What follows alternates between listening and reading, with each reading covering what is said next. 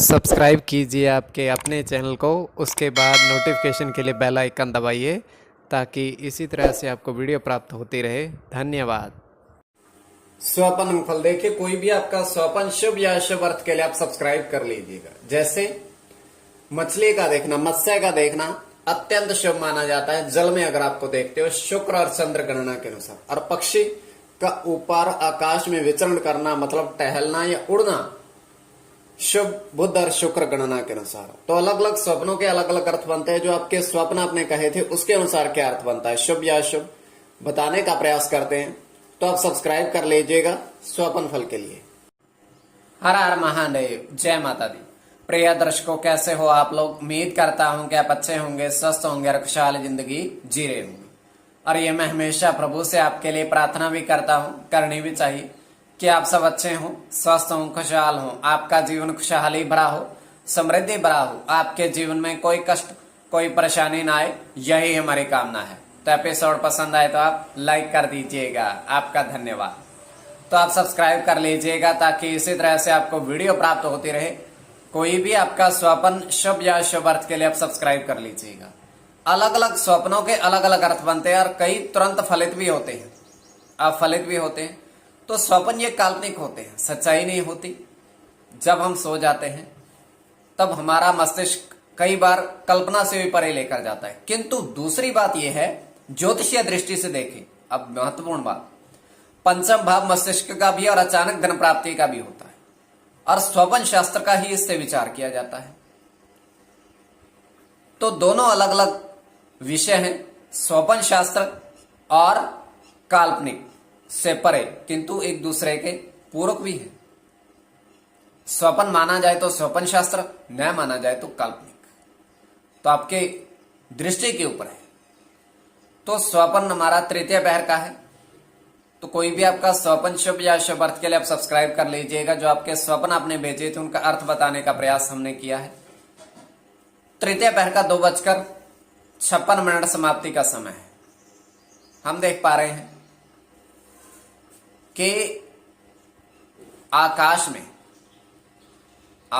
में 2 इंद्रधनुष हैं।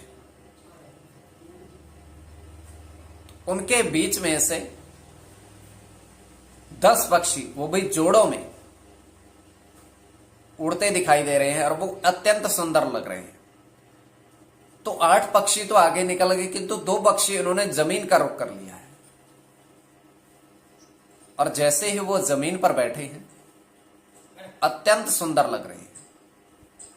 तो वहां पर एक व्यक्ति आया, उनको देखकर अत्यंत प्रसन्न हुआ। ये पक्षी अजीब तरह के, और ऊपर उसने निगाह डाली तो इंद्रधनुष नजर आए।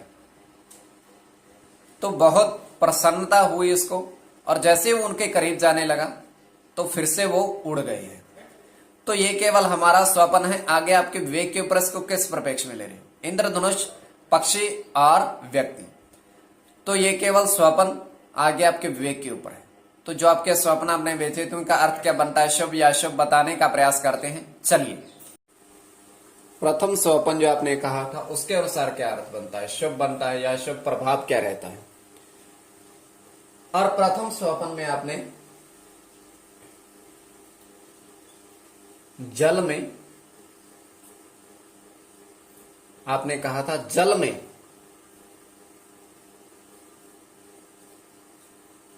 साधु स्नान करते देखे और उनके हाथ में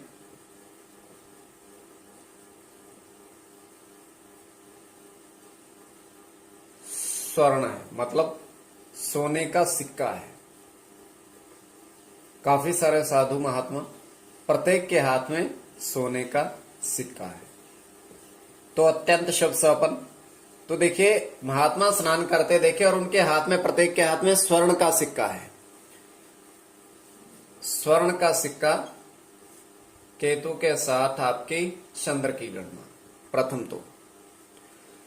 द्वितीय केवल केतु की गणना। केतु के साथ सूर्य की गणना, केतु की गणना इसमें प्रधानता रहेगी।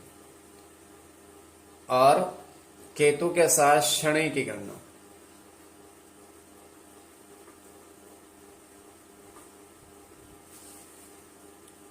उसके पश्चात आपका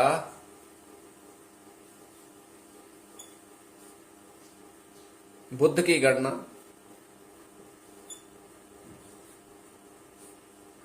बुध की गणना। तो केतु और बुध की गणना इसमें प्रधानता रहेगी, शुक्र की गणना।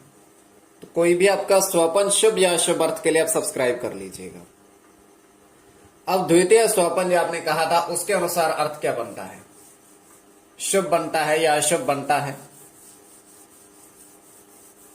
तो प्रभाव क्या रहता है। द्वितीय स्वपन में आपने कहा था कि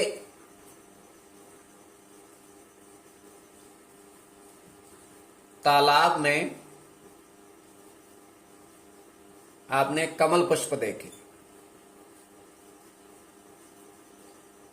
तालाब में, तो ये अत्यंत शुभ स्वप्न है। इसमें गुरु के साथ शुक्र की गणना,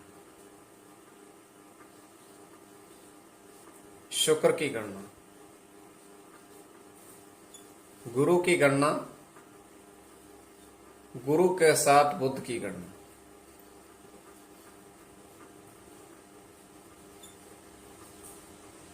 गुरु के साथ चंद्र की गणना,